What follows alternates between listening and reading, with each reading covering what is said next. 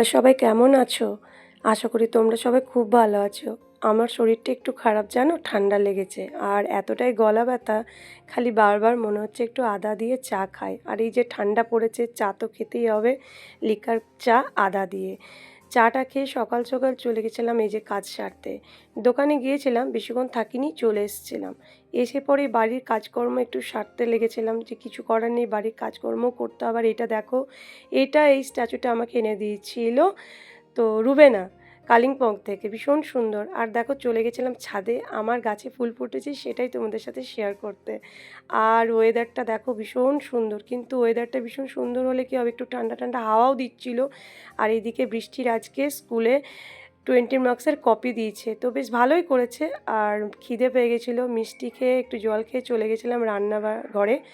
কি রান্না করব, তো সেদ্ধ সেদ্ধ যেহেতু পালং চলছে এখনও, তো ভেবেছিলাম কুমড়ো দিয়ে পোস্ত করবো। মা বললো না, তোকে কুমড়োর আজকে একটা সুন্দর রেসিপি করে খাওয়াচ্ছে, মানে ওই সেদ্ধ সেদ্ধ, মানে কুমড়োটাকে সেদ্ধ করে একটু ঘি দিয়ে আর গোলমরিচ ছড়িয়ে একটু হালকা ভাজা, আর এইদিকে পোস্ত বাটা, আর এইদিকে টমেটোটাকে সেদ্ধ করে একটু গুড় দিয়ে চাটনির মতন।